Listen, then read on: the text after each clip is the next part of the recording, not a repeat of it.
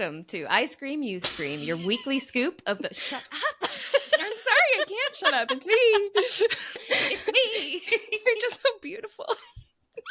I love hanging out with you. You're making me squeaky laugh. I love you so much. Okay, welcome to I Scream, You Scream, your weekly scoop of the most chilling histories, mysteries, and true crime. I'm Gina. I'm Kathryn. And every month we choose a new topic and a new ice cream flavor to go along with it. So this month, the topic is vampires, which means every story we tell in October will involve vampires in some way or another. And we're accompanying this with some strawberry ice cream because we thought the strawberries kind of looked like blood a little bit. Yeah, I forgot that I was just thinking about this morning, actually. Sorry to interrupt, but I was thinking, like, we should explain why we chose this, like, really fun, innocent little flavor. Yeah. For vampires. It's kind of gruesome and gory, and it feels like maybe we might be vampires, too, of a lactose variety. Speaking of lactose, take your Lactaid, Kathryn, please. I will. There you go. Should we do some ASMR? Can you hear this? Ooh, I can. I hate it. I feel so relaxed. As a reminder, if you like what you hear or see, if you're watching this on YouTube, it would really help us out if you like, subscribe, follow, leave a good review, or even just, smile a little bit. So grab a spoon and let's dig in. I forgot. So we never told people we like have little matching pseudo matching dishes, and then you can't see it because it's covered in ice cream now, but they're little skull spoons. We put thought into it. This is so much better. Oh my God. For those who tuned in the last couple of weeks, Gina was not a fan of her grainy, grimy, faux strawberry adjacent flavored ice cream. So, yeah, like Kathryn said, my ice cream, I was very not happy with it the last couple of episodes. So I decided to make my own. And by that, I mean I stole an idea from my sister to make my own. And shout out to Maddie. Yeah, shout out to Mad Dog. It's absolutely delicious, if I do say so myself. I was a little nervous because I don't have like an ice cream machine, so it's a no churn recipe, but it's really good. I'm very happy with this. Phil's sister, Cynthia, got Phil / me an ice cream maker for his birthday a few years ago. Phil's a big ice cream fan, and she was like nervous about getting it for him because like he's a grown-ass man and he doesn't really he's not like a baker or anything. Like he doesn't make his own food other than like cooking dinner. That's like a fun novelty thing. So she was like, I don't know if he would like it, blah, blah, blah. And I, also not knowing if he would like it or not, was like, yes, get that. Because I would like that shit. So, Kathryn. Yes? I hear you have a story for us today. Not yet. Hold on. I just remembered I have to show you something. Oh my gosh, we talked about this. Yeah. Yes, we talked about this at length. Before we started recording, and I was like, hold on, we have to do a shout out. And I totally forgot. And I just looked over at him. So I talked about the other sister getting us an ice cream maker however many years ago. But yesterday, Phil's older sister, we were at his nephew's birthday party. So happy belated early birthday upon this recording, belated birthday upon the listening, birthday to Berkeley. He's 4 now. We were at this birthday party, and she tells me beforehand, hey, remind me, I have something for you, don't let me forget, which immediately always makes me awkward. I'm a very awkward gift receiver, So thankfully, the moment I walk in, she's like, I'm going to go grab it right now. She and Coco go out to the car and bring back... It's so cute! I haven't named him yet, but this is the little ice scream man who is going to be sitting like back here or like perhaps like here. A place of honor. I haven't decided yet. But yeah, he's so cute. So he is hollow. It's not meant to be a dish, but he is hollow, and I kind of want to eat out of him one of these times.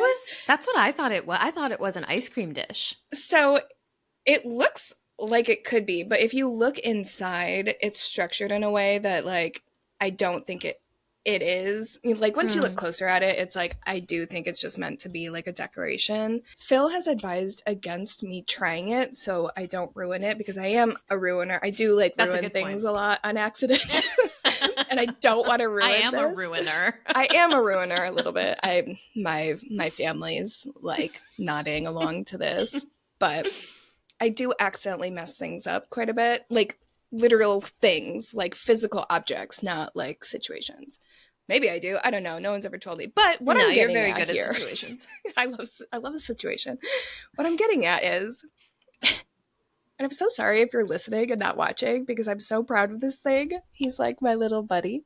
We'll post a picture of him on social so that everyone can Yes. see it. I just think it's so cute. She got it from Target, and they're sold out like everywhere. I got Oh, online to like see what the situation was, and everything says out of stock. So maybe try and go find it, to everyone it's a listening, because collector's it's so item. cute. But yeah, It I is think so it's so cute. cute. I just thought that was the sweetest thing ever. And Coco was so proud, because so her favorite colors are pink, purple, and sometimes sparkles. And I always get excited because my favorite colors are purple and sparkles.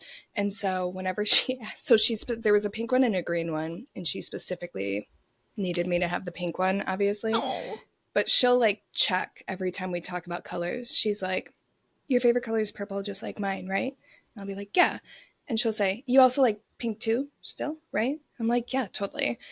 that is so Like, she like sweet. vibe checks with the favorite color on like a regular basis. Oh, I So yeah, love that's why I that. have the little pink man. Yeah, super cute. I love him so much. I like to think Yeah. that Nameless Ice Cream Cone Man is friends with our Billy Sprinks. Yes. Yes.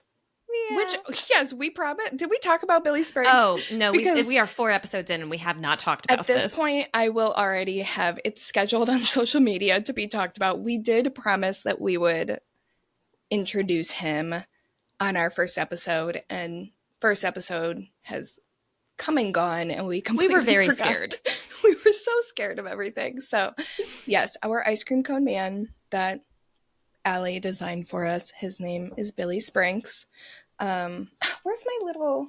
I have another little cone that has a unicorn in it, whose name is Sprinks. So they are. What did we decide? What did we? Cousins? Yeah. Yeah. So they're cousins. I'll introduce her another time. I don't know where she is. Yeah, that's so sweet. I Where also she had a is. shout out that I wanted Oh to. Oh, yeah. wait, do you Okay. have her? No, I thought she was up here, Oh. but I'm thinking of this little unicorn. So. Oh, okay, okay. But yeah, I had a shout out. So if you're watching this on YouTube, we have a new little opening video package graphic thing that has our logo Yes. on it. Yes. And you might have seen this in the first couple of episodes, but that's because we retroactively put them on. We actually only had that made recently. And my partner's brother, Sam, made that for us. And I'm just so excited about it. It's so creepy and spooky and fun. And he didn't have to do it, but he did. So thank you, Sam. And for anyone who doesn't know him, he's a video editor, he's a writer, and he actually has a new comic book coming out very What? soon. I didn't know Which, that. yeah, so he's Did you already tell me written one that? comic. No, I haven't told you that. Oh my So god, he's that's already so written one comic fun. book. Yeah, yeah.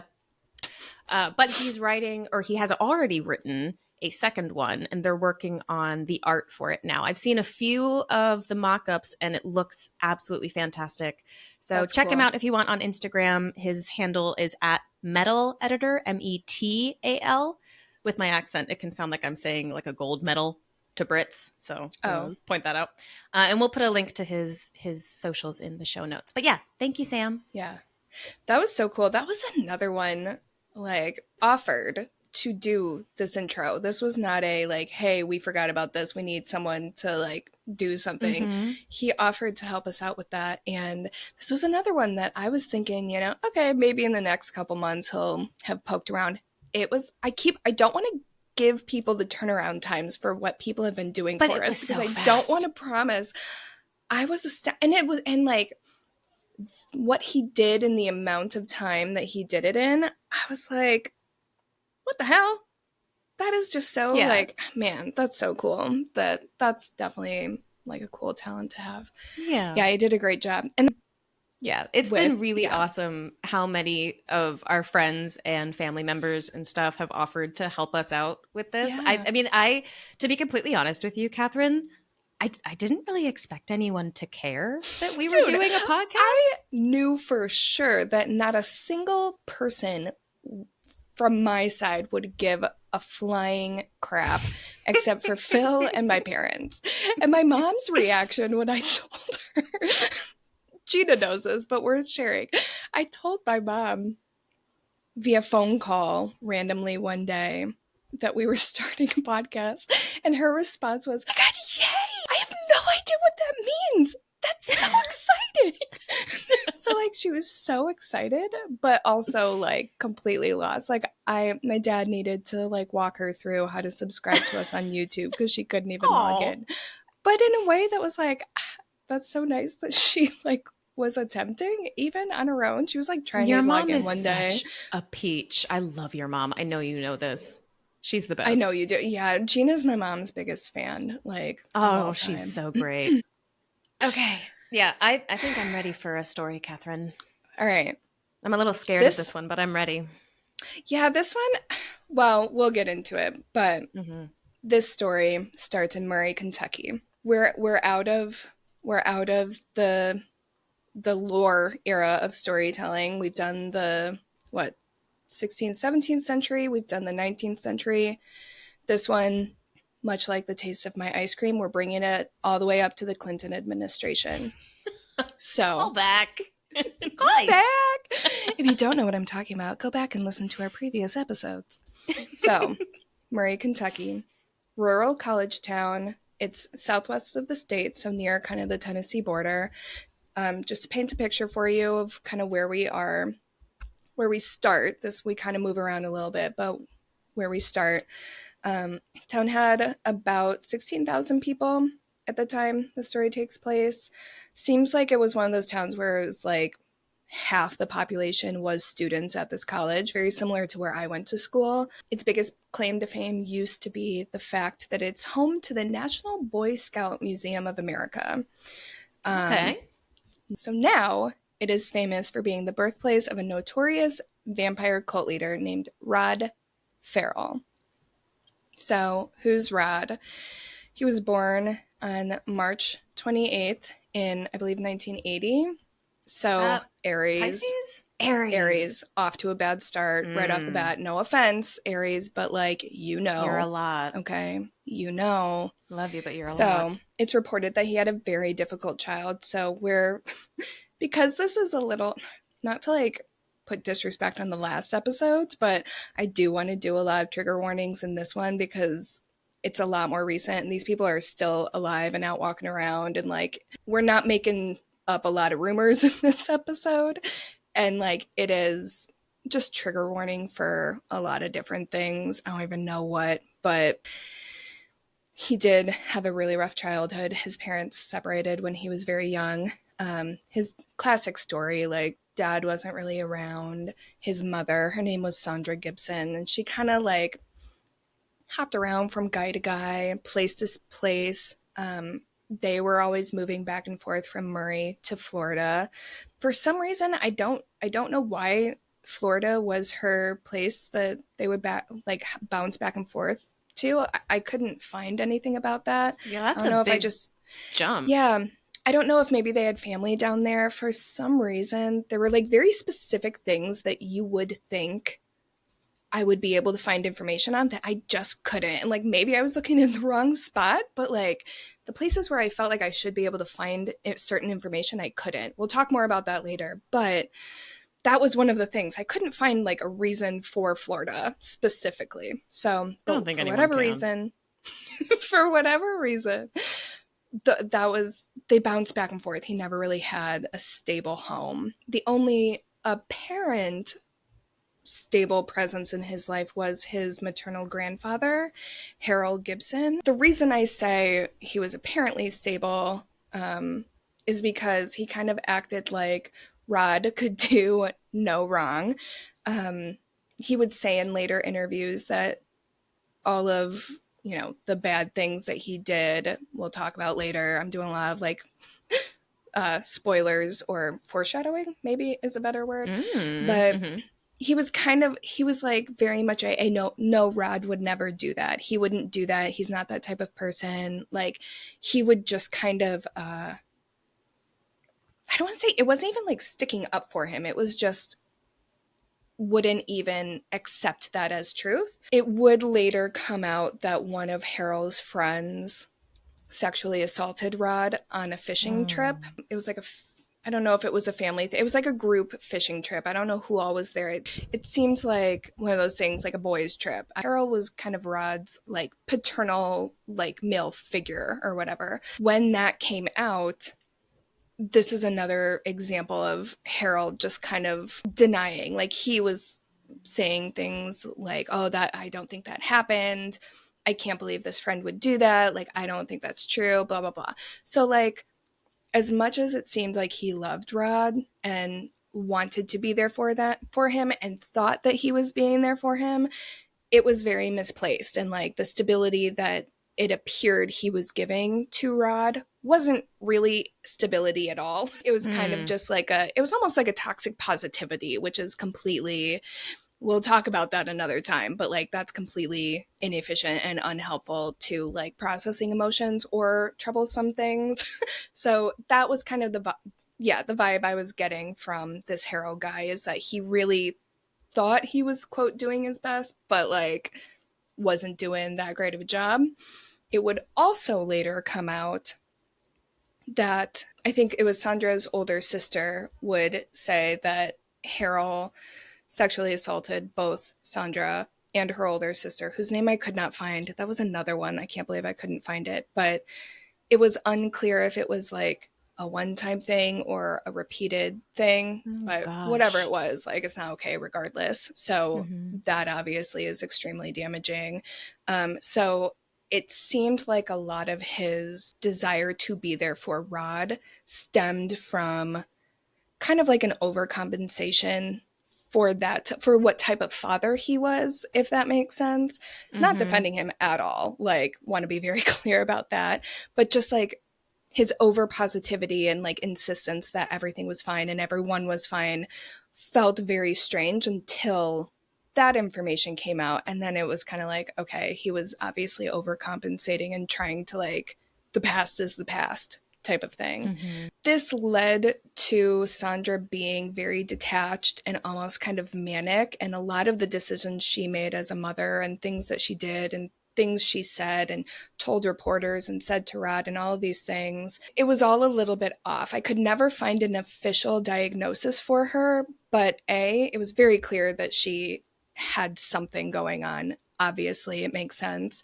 But she also would claim that she had the exact same like mental health diagnosis that Rod would later be diagnosed with, which we'll talk more about later. But I don't think there's any evidence for that. That was just like a thing that she said, and like, maybe it's true, maybe it's Okay. not. But she just had a lot of strange, like, manic quirks, and she just seemed very unstable and very, like, potentially bipolar, potentially just like a whole mess of things. I have a question. Do you know Yes. how old she was when she became a mom? I think she was young. I don't know exactly what age, but she was young. I do think she was Okay. a teen mom. I Okay. believe. Okay. Yeah, she Got it. was. Yeah, she was young. I don't know the exact age though. So this is just over kind of like an overview of his family, painting the picture of what sort of environment he was raised in. Very unstable. So he was always kind of escaping into himself, presumably to avoid reality. He was described as having kind of an I don't give a fuck type of attitude. He was often very rude, rambunctious, ornery, like, didn't really care about rules. Like, rules didn't really seem to apply to him. He was described. I'm only laughing because, like, we all knew a kid like Rod, basically, right? Like, you're thinking of someone Mm-hmm. from high school that, reminds you of this story. He was described in one of the things that I was reading as being a, quote, skinny misfit. Yeah. And this was like people who knew him in like the school district and neighbors, like this is coming from them. He had very long hair that he would dye black, and he just had overall goth vibes. He wore like the long leather trench coat, black clothes, thick metal jewelry, like the whole 9 yards. Like he was just like that kid. And he ended up becoming obsessed with this role-playing game similar to Dungeons and Dragons. Hey. And I'm laughing because of what's coming next. We both know what's coming next. Not yet. I'm going to talk a little bit about this game because I thought it sounded really fun. I had never heard of this game before. What is it? I will tell you. So it was called Vampire the Masquerade. Oh, I've never played it, but I've heard of it. It's supposed to be really fun. It sounds really fun. Like I really want to play this game. So it was released in 1991 by White Wolf Publishing, and it's the first installment in a series of games that are kind of, what is it called? The series is called World of Darkness, and there were 7 other games in this series, and they all sound really fun. Like I want to play this game. Basically, you can be different types of characters, and there's a different like apocalyptic kind of situation going on. The world that it takes place in is almost this like punk rock goth like apocalypse version of Earth, and you have to like survive basically as these characters. Some of the other versions are called Werewolf the Apocalypse, Hunter the Reckoning, Mummy the Resurrection, Demon the Fallen. There's a few others, but that just to like give you an idea, there's a whole like world of these characters or of these games where you could be a different character each time. That's scary. I mean, it sounds fun, but it sounds fun when they take it too seriously and it enters their psyche in a way that's not healthy, that's scary. So, which I'm guessing is what happens. I don't know. It does. Yes. Okay. So this is the part of the story where we have to talk about the Satanic Panic, because Gina and I talk about quite often, like we're going to have to do a flavor on this because I think we've mentioned this every single episode we've had this far. But for those who don't know, which we're kind of getting to the point in time where we are far enough away from the Satanic Panic that I think there are a lot of people that really don't know much about it. Basically, as a general overview, I'm not going to go deep with this, but in a nutshell, the Satanic Panic was a period of time from, I think, the early 80s to the the late 1990s. And that range differs depending on who you ask. I think for the purposes of what we are talking about, that's the time frame I'm comfortable talking about. There were thousands and thousands of claims of satanic ritual abuse across America. Nearly every single one of these claims was unsubstantiated, which basically means they were just completely false and 100% made up. People were just scared. It like created this mass panic. Who was making these claims? Scared parents. It was literally just the moms and dads were hearing all this stuff, and they started getting scared, and they started like basically seeing things that weren't there and like making things up and saying that people were like in a satanic cult when really they were just people like Rod who looked like gothy and weird to them. Spoiler alert, this is one of those stories where shit did hit the fan. And this is something that people would point to and say, see, like this really is happening. But this is one case out of over 12,000 claims. So that's a very small percentage. I'm not going to talk about what kicked off the Satanic Panic because that is a whole other episode, but some of the things that led to like it gaining as much traction as it did is the game Dungeons and Dragons and like punk rock metal music. Like parents thought people, like their kids playing Dungeons and Dragons and listening to like Pink Floyd and Ozzy Osbourne were like conversing with the devil, essentially. Which is not true. I want to be very clear. I, Kathryn, co-host of this podcast, am not saying that this vampire game caused the events that will happen later, or that any role-playing game can like lead to you having a relationship with Satan. But for the purposes of the story, this is an important detail because, like Gina said, this boy was unstable. He was mentally unstable. He had mental health issues. He needed help. He had some type of psychosis, and that did lead him to becoming obsessed with this game. And he became so obsessed with this game that he did eventually really start to believe that he was his character in this game. This is specific to the story. Again, I have to say, it does not mean that if you play Vampire the Masquerade, you're going to go murder people. This is one instance that happened one time where it did actually, the fear was realized, essentially. So he started to kind of confuse fantasy with reality, and he thought that he was a 500-year-old vampire named Visaggio. I don't know if I'm pronouncing that right. I looked it up and I couldn't find the name, but that's who he thought he was. I'm or not at least laughing because I think this is go ahead. funny. I should I point know that out. I know.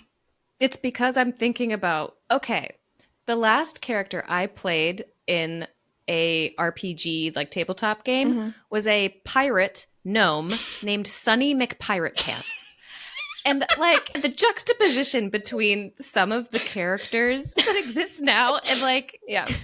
what he became and what he, you know, it's just like, holy shit. Okay.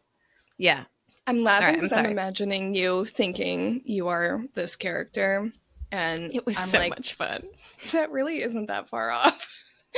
Sunny Pirate Pants. That's great. But yeah, so he did, and I should say he alleged that he really thought that he was this person, like or demon or vampire or whatever. We can't say for sure if that actually was the case or if he was using it as kind of like a defense for what would come later. I am choosing to believe that he really did, but whatever, take from it what you will. That is what was said. That is what he said. So one of the friends that he would play this game with is a person. I don't know why I said person. This kid was named Howard Scott Anderson, but he went by Scott. I believe his father's name was Howard, so he went by Scott. Scott had a very normal upbringing and family life. Seemed to come from a pretty healthy, loving family. His parents were really involved. Neighbors would describe them as just normal. Like they had a nice house and a nice neighborhood. They were nice people, like just your average kind of suburban fam. He himself was described as a kind young man who really loved his family and friends. Good student, teachers loved him. Like no one really had anything bad to say about Scott, really. So they became besties. Scott's mom never liked Rod. She just did not like his vibe. She said, quote, he gave me the creeps. And she said that she just did not like who Scott turned into when he was around Rod. Oh. Yeah, I know. That's sad. I know. But like he was a teenager, right? Like a lot, like he was like, oh, it's fine. Like Rod's weird, but they were friends. Like he would kind of stick up for Rod, and it seemed like he knew.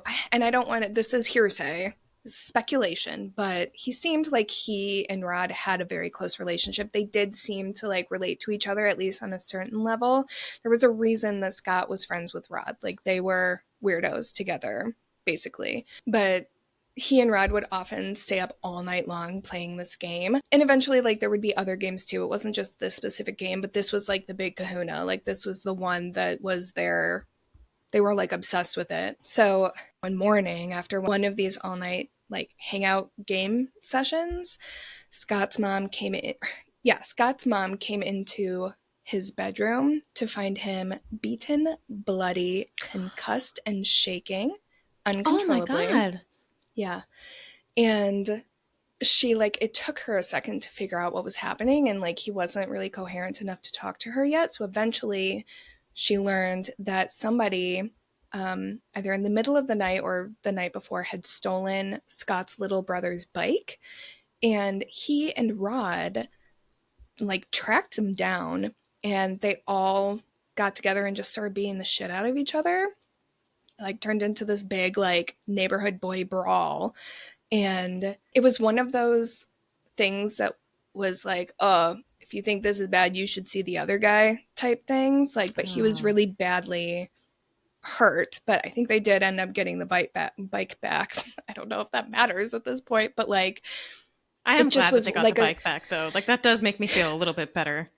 right. Like, I don't know why, but it does. Right. That's why I Yeah. said that, because I'm like, at least it wasn't for naught. Like, I don't Maybe know. it's because Not I'm a that it's little sibling. great, I'm but like, thank you, big brother, you know? and that's like the way that Scott was kind of looking at it, but from the mom's perspective, it was like this, he didn't do these types of things. Like, he would, you Yeah. know what I mean? Like, but like the reality is he did, whether it was whether it was Rod's influence or not, like he did go and do this thing. But it just felt very like 0 to 60 to Scott's mom. Like, she didn't really know who he was anymore. Like, she was kind of starting to get a little scared. And in one of the interviews she gave, it like broke my heart. Ugh, I just like this part like really gave me goosebumps. In this interview, she said that he seemed very scared and like frazzled after this incident, and they were talking about it, and he told her, quote, "Mom, I think I'm losing my cookies." And she responded, "Are you losing them crumb by crumb or cookie by cookie?" And he said, "I'm losing them cookie by cookie." So she immediately forbade him from ever saying Rod again, and she got him a therapist, and he was immediately prescribed medication. What year was this? Sorry? Exactly. Let's pause here, because this was happening in like the mid 1990s, and I have two very important things to say. One is exactly what your reaction was. This did not happen in the 90s. People did not understand the value of therapy back then in the way that we understand it now. Yeah. It was very much taboo to need a therapist in the 1990s, and still is for many people today. But if you notice, it's usually the people who like were being brought up in the 90s or before who It's like usually the think that people you're a who need a weirdo. therapist the most. Right. Yeah.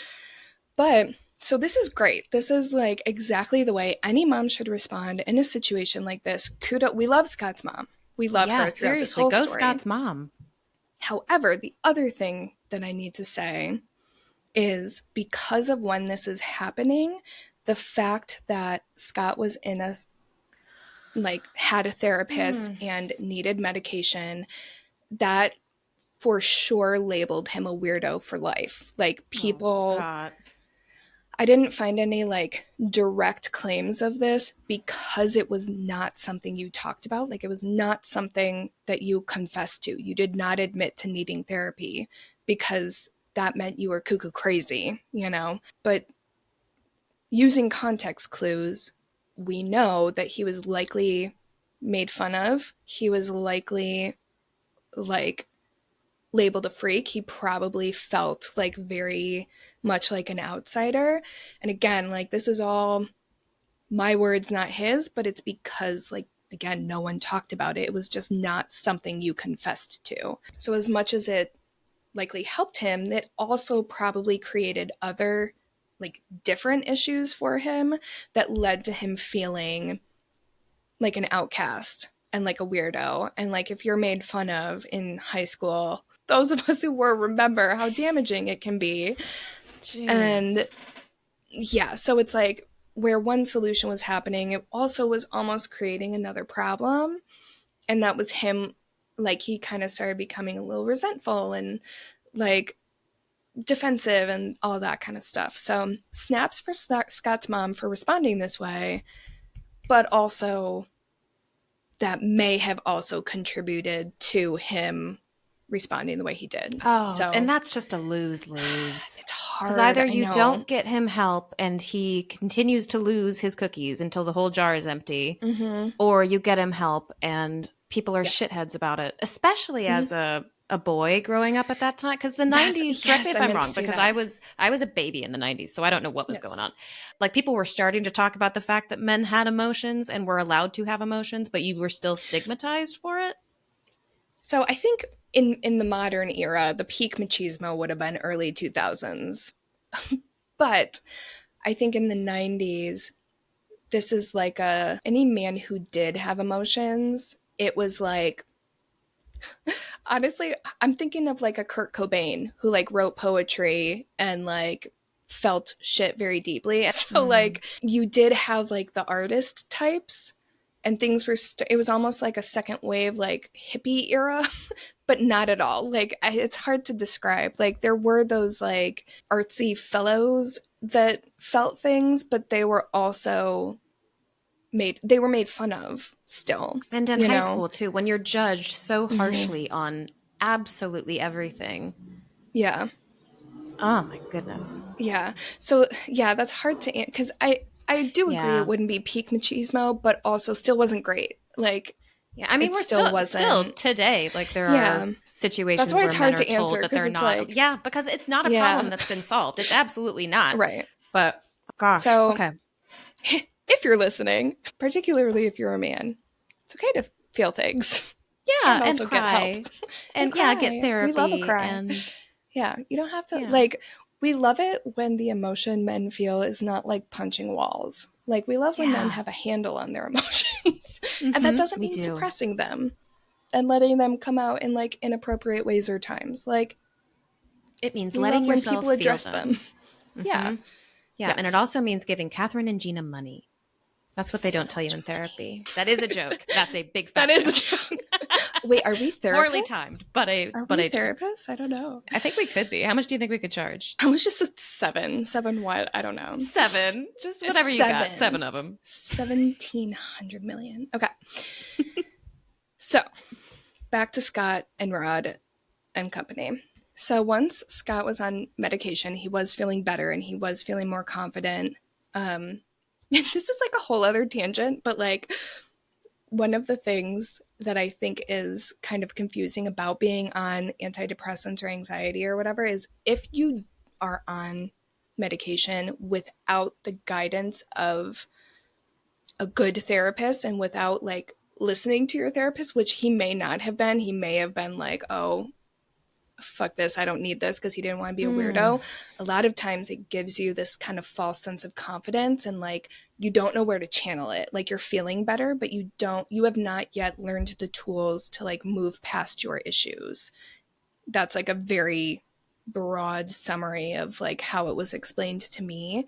That's why one of the side effects, if you listen to those antidepressant meds commercials, one of the side effects is often an increased risk of suicide, and that's why. So that's kind of where Scott ended up. Like he was feeling better, he was feeling more confident, so he started hanging out with Rod again. So that kind of caused a rift between Scott and his mom, and she confronted him about it and was trying to like get him to understand like this cannot happen anymore. So he ended up running away and he ran to Rod's house.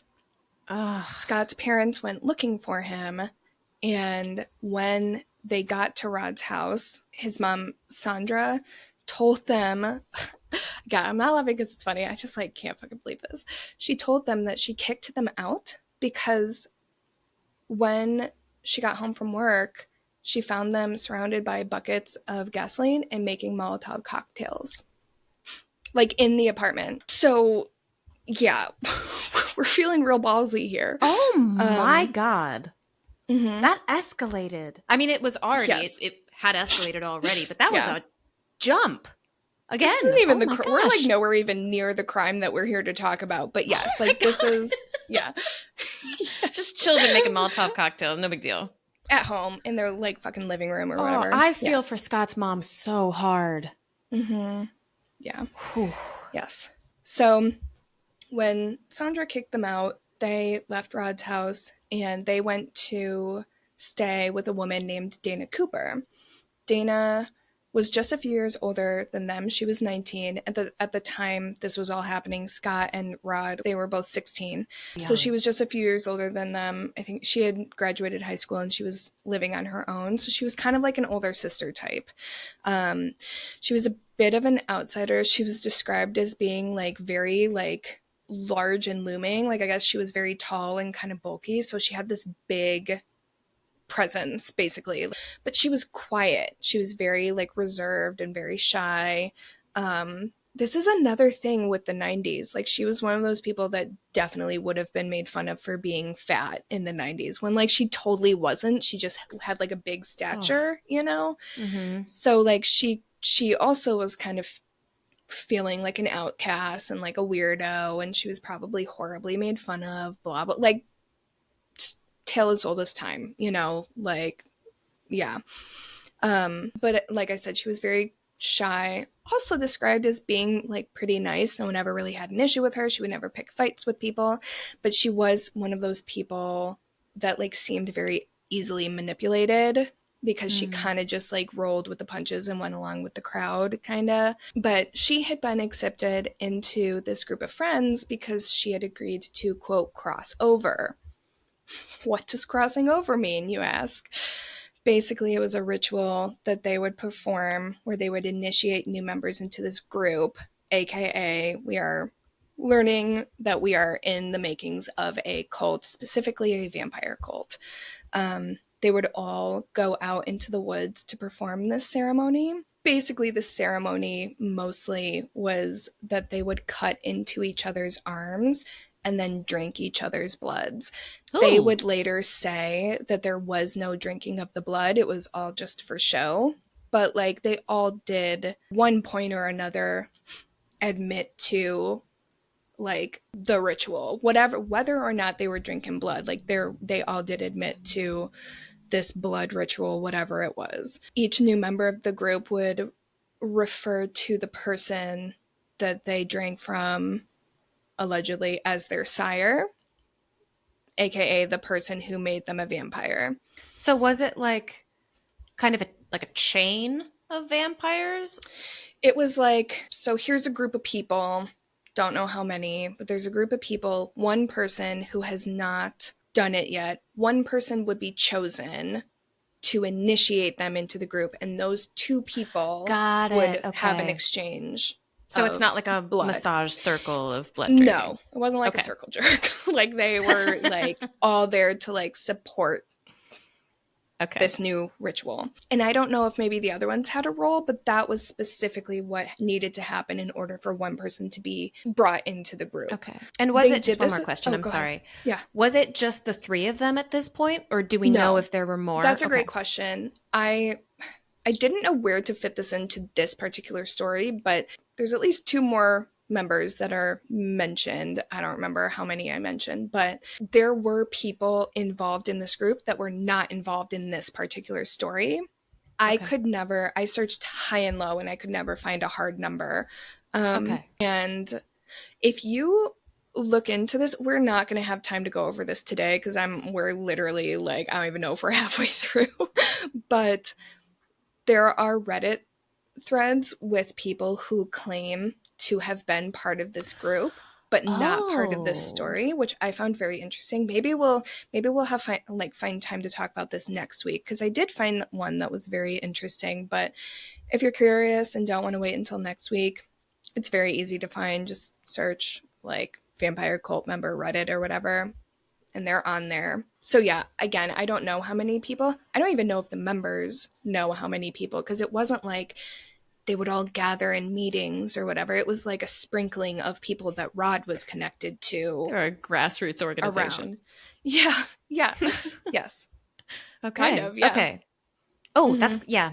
nebulous. All right. So this, what's what I'm looking for? The ceremony, essentially, rite of passage, whatever you want to call it, all took place in the same spot. They found this broken down building that became known as the, quote, vampire hotel. It was basically just this rundown building in the middle of the woods. It was on a recreation area called the Land Between the Lakes, and it was just one of those buildings that like teenagers would go to and vandalize and whatever. So one like graffitis on the wall, someone had painted the phrase vampire hotel. So it didn't even become known as that because of this group. It was like this group ended up kind of claiming that place as their meeting spot. And I don't know if it was just a coincidence that it was called the Vampire Hotel or if that was why they chose it. But yeah, it was kind of unassociated with them, but they kind of chose to claim it as their own. And that's They where chose like the spookiest spot ever. Yeah, and I think it still exists. There's Oh, pictures of it. I can insert it into this video if you're watching on I would, YouTube. yeah, I would love to see Um, those. yeah, but I think it still exists. I don't think it was ever torn down. I think it's a place you can still go. Hmm. Yeah. But anyway, so that's where they would be. So another member of this group, her name was Charity. I think it's pronounced Keesee, Keeessee. So she was Rod's on again and off again girlfriend. They were like batshit crazy in love, and like this is another one. Everyone knew a couple like this in high school where they were batshit crazy and like weird about it. I meant batshit crazy in love, but yes, also batshit crazy. She was originally from Montana. She was also described as having a loving, attentive home. She was teeny tiny, like big as a minute. She was also very quiet, similar to Dana, but she was a lot more assertive than Dana was. Like she was like quiet but didn't take shit from you. Like she knew how to take care of herself and stick up for herself. So unofficially, like Rod and she were kind of like the king and queen vampire, but he would always like he was number one, like, and he never let anyone forget that. But she was the type of person that was kind of like, fuck you, like I don't need this shit, and then shit would hit the fan. Then they would come back together because they're so madly in love. It was like that type of thing. So reminder that Rod was back and forth from Kentucky to Florida his whole life. Again, I I don't know forgot about why. that. Yeah, I did too, kind of. Um, but so one of the friends that he had made in Florida, I don't know how officially they met, but her name was Heather Wendorf, and she lived in a town called Eustis, I think is how you pronounce it. And that was a very small town, close knit community, a lot of rural farmland. I think that her family didn't live in the middle of nowhere, but they did live far away from neighbors. Like it wasn't like a city block where like, if Phil makes a T with his arms, he can like almost touch both our house and our neighbors. Like it was not like that. There was probably like half a mile between houses or so. Like it would take a second to like get to the neighbors. But still there was like a little downtown area, and like neighbors knew each other, you knew what was going on, people kind of looked out for each other. So it was that type of thing. Around the time that this was happening, the population was it grew from like 8 to 9,000 around that time. So again, just like not like the smallest town you've ever been to, but by no means like a thriving metropolis. Mm-hmm. Yeah. So Heather and Rod, again, they were friends leading up, or like for, I don't even know how long, maybe like a year or so before shit hit the fan. We'll talk about that in a sec. And they had been known to talk on the phone for hours, and they would write letters back and forth to each other. Reminder, this is the mid 90s. There was no texting, or this is even before like, what was the typey one? I am. AIM, like instant messenger. Yes. It was before all that. So they would write to each other back and forth. And it didn't seem, I don't think there was ever anything romantic between them. They would like confide in each other. They just became very good friends. But she was from like a nice family. The community loved them. Her older sister was a cheerleader. She had 2 dogs, nice house, the whole nine. She was showing signs of depression pretty early on, kind of from a young age. But it was it was the 90s. So it was like, if you had a nice home, healthy family, and you were depressed, there was like, people were just like, oh, you're lazy and ungrateful. There was no understanding that like that type of thing can happen to anyone. Yeah. So she was kind of made to feel like the outsider, the black sheep, like, why can't you be more like your sister type of kid? Oh my God. No Yes. wonder she was fucking traumatized. Yes. Yeah. So she had a hard time, and like there were signs of her like trying and everything, but one of the things that was kind of a pillar in her and Rod's relationship was she would confide in him about like how she was feeling. Like she felt alone, and she felt very angry at her parents and never really knew why, and she felt like she never fit in and no one ever really understood her. And like I felt Heather when I was like researching this story. I Like feel Heather. yeah, Yeah. like I very much related to Heather's story. I just kept like, yep, yep, I know exactly what she's talking about. I know exactly what she's feeling. And like, yes, I feel like many of us were Heather. And you know how Um, vulnerable someone is when they're mm-hmm, going, like if anyone offers you yes, any kind of release, you yes. just take it. Especially Yeah. especially since like it seemed like she and Rod were kind of BFFs to an extent, and like he wasn't there really. He was in Murray half the time, Mm. and it didn't seem like she had a lot of friends. Like maybe she did, but like never really related to them, and felt like something was wrong with her because of that, etc., etc. So yeah, we all know slash were a Heather. Mm-hmm. Um, Okay, so yeah, these are kind of the main key players in the story. Like I said before, there were others that kind of hung around them. There were other members of this cult, but these are the ones that take place within our story. Um, and these were the ones that within this group, as time went on, got more and more serious about the vampire lifestyle to the Real point. quick, I'm so Yeah. sorry to interrupt. Can we recap the names real quickly?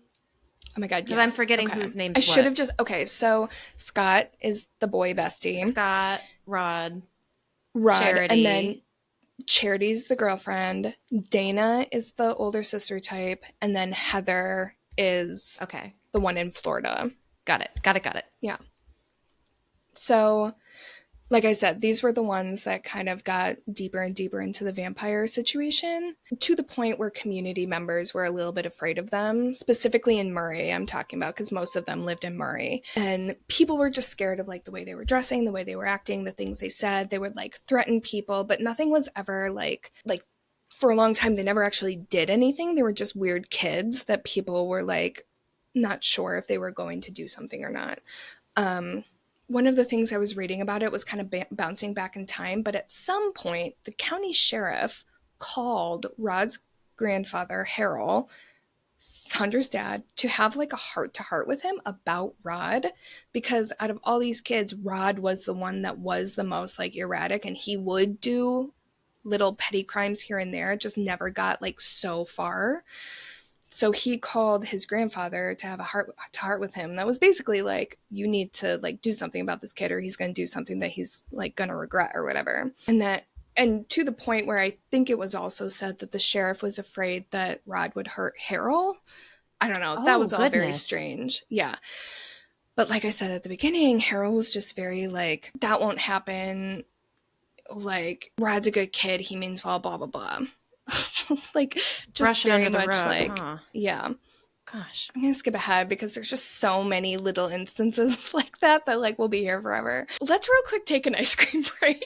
It wasn't because we were gonna do it later, but I feel like we're kind of ramping up here, and everything that comes after this is like it all happens very quickly. So we're gonna stop for a sec and readdress our ice cream, which is now Yeah. just soupy remains. But how are we feeling from like where we are in the story right now? Dude, okay. So you know about this. Nobody else knows because I didn't tell anybody. I'm going into this completely blind. I had never Mm-hmm. heard of this guy before. I knew what the Satanic Panic was, but I still don't know like where this episode's going. Mm-hmm. Didn't expect for all of that to happen. Tabletop RPGs coming up was not on my bingo card for this episode. And also, I don't think I've ever heard of a cult before where, because if I'm correct, at this point, the core members that we're talking about, they're all still teenagers, right? Or like close enough to their They're all teens. teenagers. Yes. The oldest Yeah, one, that, to my knowledge, is Dana, who's 19. okay. And when you think about a cult, you think about adults who sometimes Mm-hmm. bring their kids into the cult. And I'm Mm-hmm. sitting here thinking about it and I'm like, damn, I'm not about to start a cult, but teenagers kind of seem like perfect cult members because they're Mm-hmm. all emotionally vulnerable because none of them know who they are. They're all starved for freedom because, for the most part, the ones that we're talking about either live with their parents or live with an authority figure, particularly the ones who have older sisters or siblings. I'm projecting, who have older siblings who are perfect or live in kind of the stereotypical house with the picket fence, two dogs kind of situation. Yeah. And so they're trying to express themselves in some other way. My goodness, I can see the perfect storm brewing, and it's freaky. Yeah. Because listen, like, what is a high school clique if not like a mini cult? That is true. Like, if you think about it that way, we're all in cults at one point or another. You do stupid shit, you say dumb stuff just because the people around you are doing it. Like, that's a fucking cult, you know? Yeah. But yeah, this is a very well-known case, but in the way that I think so much time has passed since it happened, and we understand the things that led to it in a way that they didn't at the time. Like, there's so much in this story that is just very basic psychology.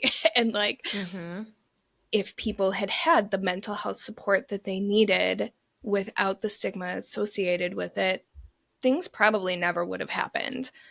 Like, little things like that actually aren't little things at all is kind of the pillar of this story to me. And I'm never going to say, like, I'm never going to excuse horrific crimes with, oh, well, they didn't mean to, or if only they had just blah, blah, blah. But, like, we're adults. We can all understand that more than one thing can be true at the same time. And, like, someone can do something horrific and act horrifically, and also it could have been prevented if they had gotten the support they needed. Yeah. And my mind keeps going back to Scott's mom. Well, and so we're kind of bringing it back to the story. The reason I needed a break is because we're about to get into some shit with the mom. Don't fucking tell me something happens to Scott's mom. No, don't tell me. Don't tell me. I want to know. Oh, not Scott's mom. Sorry. No. Oh No, it God, doesn't. okay. I thought you said Rod's. I'm sorry. I thought you said Scott's. Rod's. Oh. No, I'm like sorry. I Scott's misheard mom. you. Sorry. Yeah, we should all like Scott's mom. She seems about like to a great crying. mom. No, she honestly, sorry. like, when you were recounting like the actions she took after like her son told her that he was losing his cookies and stuff, everything that she did sounds like something my mom would have done. Same, me too. Yeah. Right, like, 100%. My mom did. My mom did get me therapy and put me on meds when I was being all heathery. Yeah. And my mom told me I couldn't hang out with people who I should not have been hanging out with. I mean, I feel like we're only like halfway through my notes. Anyway, all right, so I'm going to keep on rolling through. Okay. All right, I'm ready. Sandra, Rod's mom, not Scott's, she wanted to get in on the fun. So she would kind of include herself in this group, and like she would sometimes play the game with them, and she was like sort of part of this cult with them. Okay. But then she would also play the mom card and like punish Rod if she felt like he was taking things too far. But there was no consistency with what she considered taking things too far. So that's one of the things I mean when I say she was kind of manic and like just kind of all over the place. Like, there was no line. She just would decide where the line was every now and then, but then other times severely cross it herself. Such as in one instance when this one potential member wanted to be included in the group, and he was like wanting to go through the initiation whatever ceremony thing, and he was a 14-year-old boy, friend of Rod's, and she started writing sexually explicit letters to him, and he would not reciprocate. He would like respond to the letters, but there wasn't any, whether it was mutual or not, it's still entirely her fault and inappropriate. But just for the sake of understanding this story, he wouldn't reciprocate. So she claimed that this was part of her character as she was role-playing in this, like, vampire game. But she still, like, initiated it and was doing these things, and it was never made clear that it was part of the game. And if it even was, still inappropriate and not okay. So charges were brought against her for first-degree unlawful transaction with a minor, which is a felony, and her attorney made a plea stipulation that she was guilty of the crime, but was mentally ill when it was committed, and basically they were admitting, yes, she did wrong, but she like didn't have control of her senses, so therefore not at fault. She was originally facing 3 years in jail, but she was ultimately sentenced to 5 years probation. And this is all happening concurrently with what is about to happen next, but I do want to pause because I know you have thoughts. Oh my gosh. Wow. Another thing that was not on my bingo card. Did not see this one coming. What the Still fuck? not the crime we're here to talk about. Okay. Yeah. Wow. I feel like there's so much to unpack here. I don't think we have time to unpack all of it. So when you first said that, my immediate reaction was just filled to the brim with disgust for obvious reasons. Mm-hmm. I think anyone who's played an RPG with other people knows that every now and then you get somebody like this who uses it as an excuse to either fetishize someone or express their kinks or just take it Mm-hmm. to a level sexually that it should not be brought to. And sometimes that happens and it's consensual and the group is okay with it and they lay groundwork or, they lay the whatever, the rules for that ahead of time and it's Mm-hmm. fine. Yeah. Not when there's a fucking minor. Not when it's a fucking Mm-hmm. minor. Absolutely not. Not when you're like the mother of someone else in the group. Mm-hmm. Disgusting. Mm-hmm. Oh my God. Yeah. Yes. Yeah. You understand a little bit more of Rod now, too. So, and again, like, not defending anything, but children pay attention, and especially like brains are still developing. And if this is the example that they see, this is their normal, they don't understand that it's wrong. Like, it's hard because, again, like, it sounds like I'm making excuses, but it's not okay, but it is an explanation for something that is not okay, you know? Yeah. Yep. And I do see that. I'm just so still solidly in the that is fucked up place in my brain Mm-hmm. that I don't have room for the I know. like I've had time. explanation See, of that's it. the thing. I've had plenty Yeah. of time. And this is just how I approach everything. Like, anytime anyone does something foul, I'm immediately like, why? Like, Yeah. what She's a happened to Libra. you? She's I a Libra. am. And Yeah. I am, for better or Mhm. worse. Like, that's just where my brain always goes. So I always have to defend and make clear, like, I'm not defending people. Like, defend myself, I mean. Like, I'm not making excuses. It just, there's always going to be an explanation for something like that. Because if you just say, oh, they were just a monster. No, there were things that led to this that we as a society can change to make sure that it doesn't happen again. Sometimes it's harder than that. I understand that, but way too often we just excuse it as like, oh, that was just one time, one person. No, this shit happens every single day. Why? That's all I'm saying. All right, we gotta keep moving. Okay. All right. Gotta keep all right. moving. I'm so sorry. Okay. All right, so the next crime I'm going to talk about is still not the big one, but very important. We're on October 16th, 1996. This is where we are in time. The employees at the Murray Callaway County Animal Shelter came into work to see that it had been vandalized the night before. There was a hole cut into the chain link fence, and it appeared that no one broke into the actual building. They did prop open all of the kennels, and the dogs were just kind of wandering around the yard outside of the building, and many had escaped through the hole. The dogs appeared frightened. Many were like cowering with tails between their legs. They were afraid of the officers that were like called onto the scene.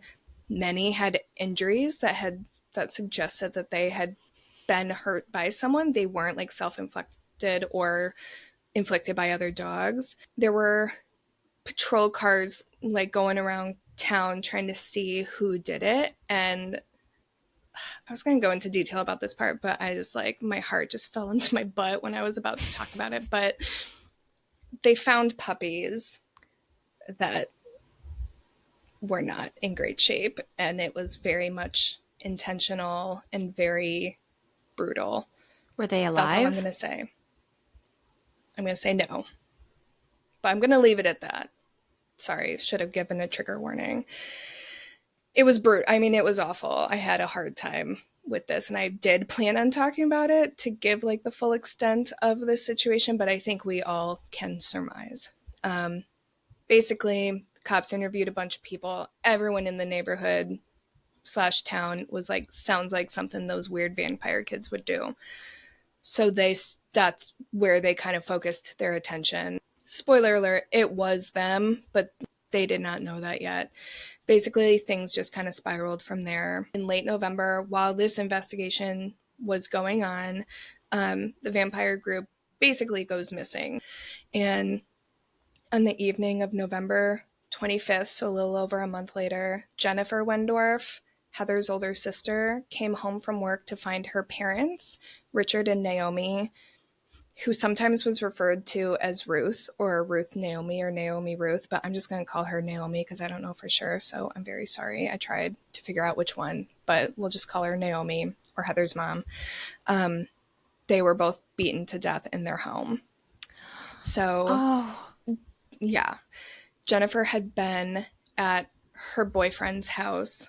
I think she was at work first, and then she stopped by her boyfriend's house for a little bit. In between those two locations, she had called her mom, I think to let her know that she was going to the boyfriend's house, but she had just talked to her mom like hours beforehand. But she came back a little bit late. I think she got home at like 10 or 11. She called 911, and I did not listen to the 911 call, but I did read the transcript, and even reading the transcript is just heartbreaking because you can tell that she's really scared because she has absolutely no idea who it could have been. At this point, she didn't know if like the person was still in the house. She didn't know who it could have been. Like she had no clue what was going on. So she was telling the dispatcher that she was afraid to leave her room, essentially, from where she was calling from, because the dispatcher was asking her, like, are they breathing? Are they still alive? And she was like, yes, but I don't want to leave my room, essentially. I'm paraphrasing, but she just was afraid. She didn't know, like, what to do. And then she and the dispatcher were talking for a little bit. They always keep you on the line until people get there, just in case someone is still on the scene and to get like information from you and stuff like that. So one of the things that Jennifer shared with her is that her father's car was missing. And that was just another piece of information that like you could really, like she was like extra humanized in that moment, because I thought it was so sweet, but also heartbreaking that the dispatcher asked what her father's license plate number was, and she like didn't know. She could remember like a couple letters in this license plate, and like I just think that's such a like thing. We all are like, I remember the first three, I know what my car looks like, but I can't tell you my license plate. Like it was just hard. It was a hard thing to read. Oh goodness. So Fuck. Crime scene was brutal, as you can imagine. It very much, I'm kind of taking a little bit of liberty here. This wasn't explicitly stated, but the way both of them were described, it kind of mimicked the shelter, and like the chaos that was kind of going on there, and like the types of injuries that the dogs had were very similar. Richard Wendorf, I'm going to do a trigger warning here. It's not, I tried to make it not super brutal, but I am going to be describing the crime scene, so trigger warning.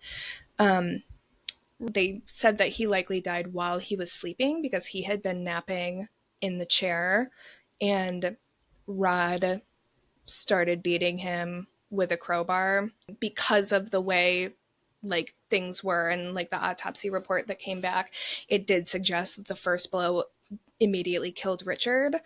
So awful and horrible, but it is speculated that, or not even speculated, like they're confident that he wasn't like awake for it and he didn't So that's really a feel small any pain. comfort, I guess. So small, but it is something. So it was Rod who did this then? Yeah, sorry, I didn't explicitly say that. We'll get into that in a second, but it was related to these kids. Okay. I'll put it that way for now. I'm going to say Rod because that's how it was reported. We'll talk about that more in a sec. So Richard was found with a fractured skull, fractured ribs, and like I said, they are confident that he was immediately, like the head injury, the initial head injury is what did it. Heather's mom, unfortunately, not the same. She came into the room as this was happening. I think it said she was like getting tea or something like that. Heard a commotion, came into the room, and based on the way the crime scene was, it suggested that unfortunately, her beating took place in multiple rooms. Like she was trying to get away as it was happening. She ultimately did also die. Rod would later reveal that he had no intention of killing the mom. For whatever reason, he was just going after the dad. And it was because she came into the room, but she also attacked Rob when she saw him attacking Richard.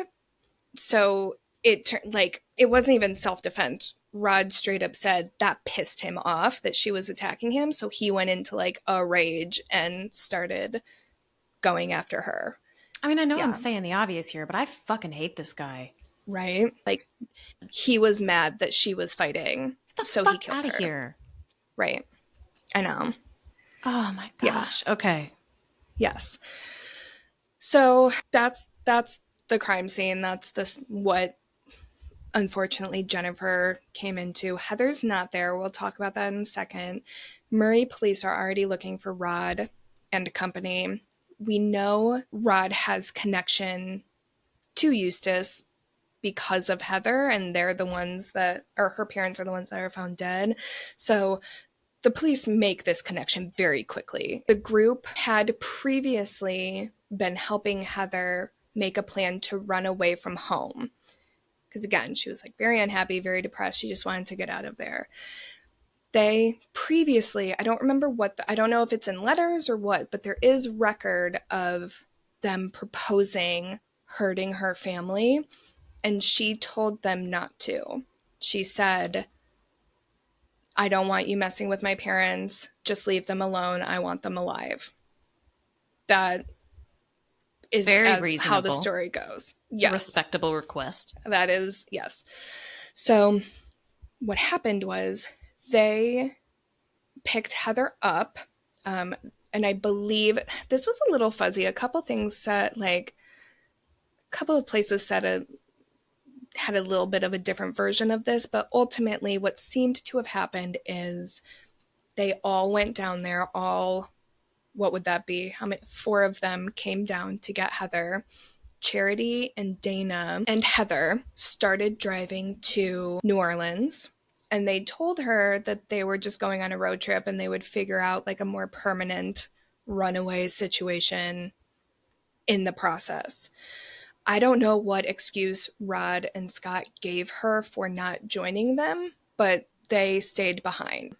So the 3 women were physically in the car when this crime took place. Charity and Dana inform Heather about what is happening while on their way to New Orleans. So she's in the car with these women when she learns, not even women, girls, when this happened. So they let her know on the way, but she's in the car with them, not driving, like she's basically stuck. Then we obviously eventually learn the boys took the father's car to go and meet them in New Orleans. So I don't know where they drop the father's car, but eventually they consolidate into the one car, and they're on the run. I don't know where they are, but they're like driving around somewhere in the South for about 3 days when Charity started calling her mother and grandmother to give them updates on her whereabouts, because at this point, she believes she is pregnant with Rod's baby. It just keeps coming, man. Yes. So they're like worried about her. We've got missing child who's got her grandchild and great grandchild. Like, she thinks, okay, I'm going to call them so that they don't worry about me. Obviously, well, I shouldn't say obviously, maybe many parents wouldn't do this, but they immediately tell the police where she's calling from. So they zero in, police track them down, and they were all immediately detained. All, what would that be, 5 of them? Is that 5? 2, 4? Yeah, all 5 of them were immediately detained. And the car was searched, and the list of things they found in this car was just so heartbreaking. It's just a wild list. So they found road maps that triangulated the Wendorf house, which, like, part of that is like, oh gosh, it was them. But the other part is like, they had Heather, so that could have been innocent, blah, blah, blah. But then they also found cigarette butts just in the fucking car. Like, smoked cigarettes in the car. Anyway, it matched, talk about stupid, it matched used cigarette butts that were found on the scene of the crime. So these boys were sitting there smoking after killing someone. I love when you tell me stories, but this hurts. I know, dude, this is wild. I Um, mean, it's disrespectful to murder someone point blank, period, all the time. yes, end But of story, but to kill half of a family, mom and a dad, Mhm. and then the flippancy to smoke cigarettes I in know. and around their house. I mean, like the older I've gotten, I do identify more with like parents in stories now than I do teenagers. I've kind of crossed that line. And I just want to, Yeah, yeah, the like backhand. rude Yeah. little bastard. Mm-hmm. Yeah. Okay, I've keep been, hitting me. this is such an aside, but I've been rewatching Boy Meets World, and I just cannot get over these parents. They're just such, the Matthews parents are just such great parents. Like, I've never seen Boy Meets man, World. I know. I think we've talked about this before. You should though, from I because of like know. what we just talked about. Like, they are just the best parents. Ugh. Yeah. Um. Yeah. Anyway, so Okay. they found the maps, the cigarette butts, 2 pocket knives, a hunting knife, a razor blade, a 2.5 foot long stick. Talking about sticks again. 2.5 foot long stick wrapped in black electrical tape for some fucking reason. I don't know what that is. Maybe someone does. I'm not a criminal, so I don't know what that's for. A mesh backpack with a dismembered Barbie doll head strapped to it, which is definitely like a weird goth kid thing, but definitely notable. It was on the list. Vampire books, like novels such as Queen of the Damned, Ultimate Dracula, and the the Necronomicon. Um, Okay. yeah, videotapes that included The Lion King and Aladdin, and two Wait, teddy what? bears. And two teddy bears, That took a sharp turn. yep, Okay. one of which had Heather's mom's necklace wrapped around its neck. Yeah, Do we I think that know. Heather brought that with her when she ran I away? don't know. I don't know. Yeah, Oh, God. that's why it kind of struck me. The picture that is being painted is these are violent murderers and children. Okay. This is a You know what I painful mean? Like, list of things that's, to find. yeah, I see I why you know. were prefacing it with like a ugh, because wow. Yeah. So once they were all detained, immediately started fussing and pointing fingers and tattling on each other.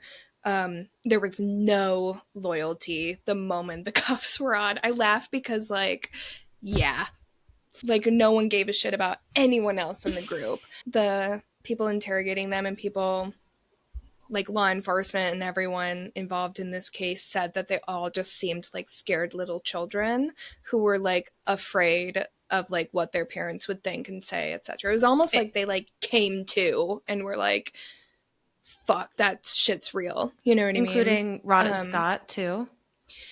Scott, yes. Rod, sort of. Okay. Rod was also like not okay, but he was a lot more stoic, I'm gonna say. My words, not theirs, but also like he was still very much just himself, like that ornery, like fuck you kind of thing. In the midst of all this, Charity finds out that she's not, in fact, pregnant.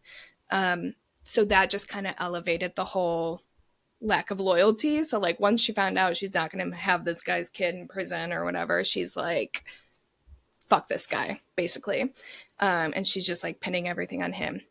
Dana was tried as an adult because she was 19 at the time that this case took place, but everyone else was in like juvenile detention. Let me rephrase.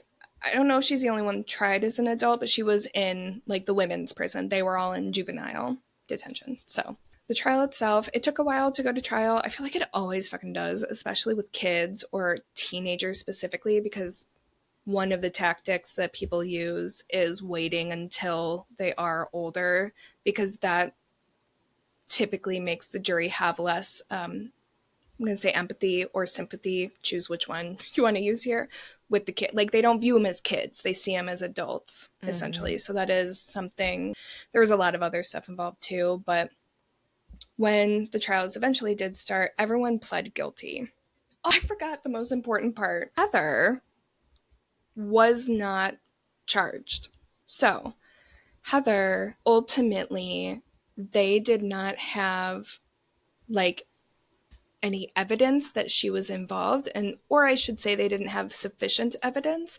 They tried to charge her because she was with the group, but like there is documentation that she told them not to hurt her parents, and she basically they couldn't find any information that contradicted that. So she was never charged. So again, everyone pled guilty. Everyone who was arrested and charged pled guilty.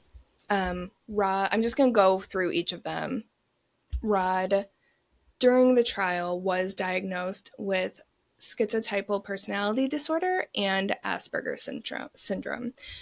Both of these two things I think are so controversial because these are two things that constantly get brought up in crimes like this. And I think this is totally just speculation from me personally.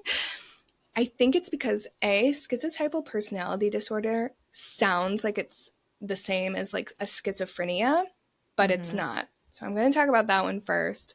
Basically, STPD can lead to psychotic episodes, but it is significantly less intense than like compared to schizophrenia.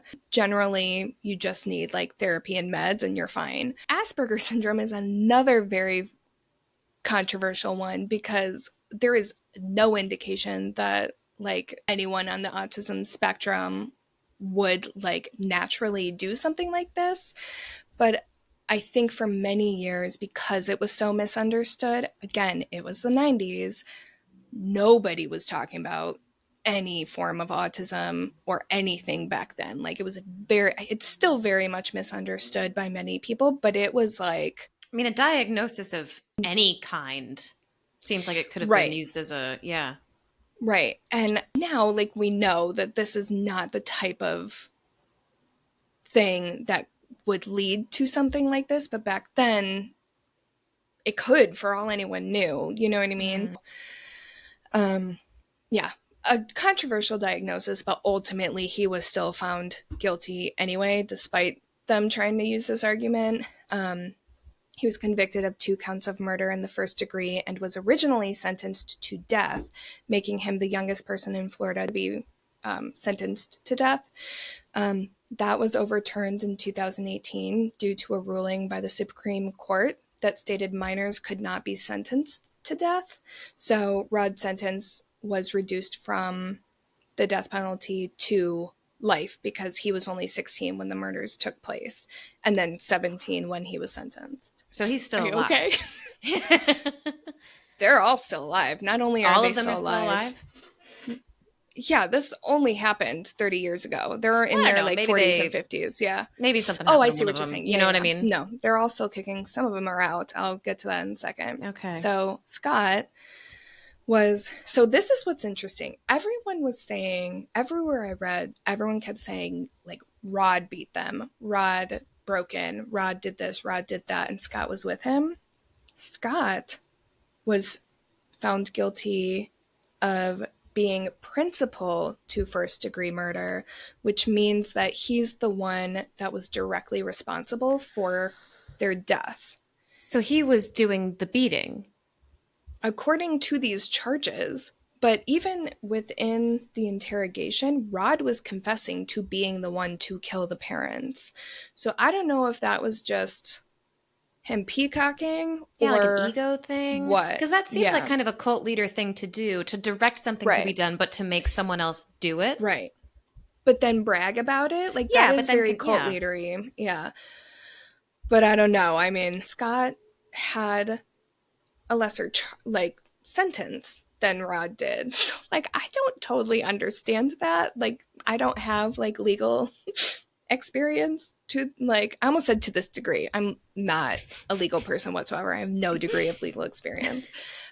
But so he was originally sentenced to life, but also in 2018 his sentence was reduced to 40 years, and the 22-ish years that he already served was counted toward that. And he's eligible to be released in 2031. And then Charity and Dana were both charged and convicted with the same crime, and that was 2 counts of third-degree murder, robbery with a gun or a deadly weapon, and burglary armed with a weapon or explosives. So, like, seems like they were on the scene when this was all happening, unless they were, like, talking about stealing something from, like, Heather or something. I don't know. All of these charges, like, in my opinion, kind of contradict, like, what they were saying during the interrogations, but, like, I don't know. Charity was sentenced to 10 and a half years in state prison, and Dana was sentenced to 17 and a half years. And they're both out now. I believe the only reason Dana has more is because she was tried as an adult, but I'm not sure. So down to Heather. Again, she was not indicted for any crimes. While she was initially arrested with them, prosecutors, like I said previously, didn't have any proof, so she was essentially just let go. She maintains to this day that she had nothing to do with it and didn't know anything about it until after it had already happened. The last I could find on her was that she had moved to North Carolina and was married, and she was 100% completely estranged from the rest of her family. Jennifer, she hasn't like said a lot post these crimes, and I'm sure there's something out there. I already had plenty in here, so I was like, I gotta cap this somewhere. So I didn't look too deep into that, but she did say during the trial that she was like feeling betrayed and she didn't know what to believe. She didn't know if she believed her sister was innocent or like didn't know, but she was waiting until the trial and waiting until she had all of the facts and evidence either against or for Heather before she made her decision, regardless of whether or not there is like undeniable proof that Heather was innocent. That's a fucking hard thing to come back from if your siblings, even if it's not your sibling, if your siblings' friends murder your parents, that's a lot. So I definitely don't fault Jennifer for not wanting to stay in touch with her. But I still sad. Jennifer I mean, a hug. family was broken. Yeah, a family was torn apart. So many families were ruined. And that's our story. That's it. Wow. Yeah. Oh my God. I have so many questions. I know. And there are answers for a lot of them. We could be here all day with this one because this is one, like, I feel like the other stories, there was so much to look into as far as speculation and the outcome of how these stories like inspired certain things. But this only happened less than 30 years ago. Yeah. I'm curious about the escalation because it feels like it moved pretty quickly from doing blood rituals in the woods to the puppy thing to murdering friends' parents. And also, why were Heather's parents at the top of their list? I obviously don't have the answers, but there was some talk about them like needing a sacrifice for something, and that may have been why they had only planned on the father and then just did the mother as like an afterthought. It's interesting if you listen to interviews with Rod later, like grown up Rod is remorseful. But what's interesting is even though he is remorseful, he still has this very like detached air about him, which does, in my opinion, I think that's explained by his life experiences. Like, he has to be detached or he will go insane, right? It doesn't seem like they're ever going to let him out.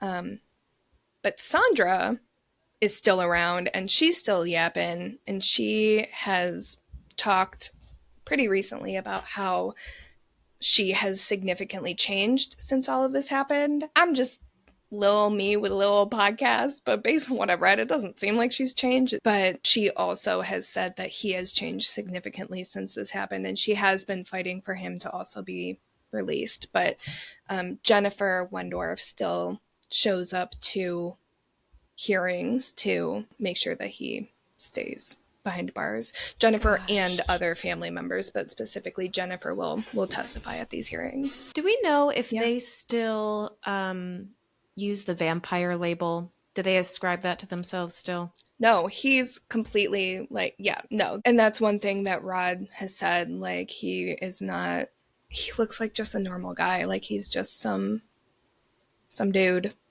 Yeah. Like, you would never know, in my opinion, if you weren't like familiar with the story. So yeah, it definitely, to me, feels like just a bunch of teenagers got lost along their way, and unfortunately shit hit the fan and they made a few too many horribly wrong decisions, and now here we are. This could happen to anybody. Like, yeah, this is just one of those soapbox things. Like, they were at one point just normal teenagers that got swept up. In my internal monologue right now, half of me, the louder part of me, is like, fuck these guys. What idiot teenagers, assholes, hate them forever, hope none of them ever get out of prison, of the ones who are still in. Yeah. But then the other half of me is like, you know what? I'm not saying what they did was okay at all. Do not get it twisted. I do not forgive them in any way, shape, or form. But I understand how they got there. In part because you told the story very well. Like, you laid out what happened and why in a way that if I had just looked up this dude and read Rod's like Wikipedia page or whatever, probably would have been like, oh yeah, fuck him forever and ever and ever. And I still kind of am like that, but I wouldn't have understood what got him there and why and how it was a cycle of enablement and escalation. I'm so glad I'm not a teenager anymore. Dude, same. I've been thinking that so often lately because I was researching this story not consecutively, but I was researching this story at the same time I'm rewatching Boy Meets World, which is like... That's an interesting mix. Anyway, so that's my story. Thank you for being here. So sorry. There's gonna be so many more. Like, this is like I feel like you are like our like resident like folklore expert. I'm like loving this type of shit. So sorry that was so long, but that's gonna be these ones are gonna be longer for me. I'm sorry. No, I'm glad that this was as long as it was, because I think if you excluded any of the things that you told me, the story would have not. I feel bad calling it a story because it's more than a story. It is. But I mean, it's a story. The narrative of it would have suffered as a result. I think there's so many moving parts here that we had to talk about. Yeah. Gosh. All right. Well, thank you for doing all of that research. That was thank you for listening. Really well put together. Wow, thanks. You're really blowing up my ego here. My God.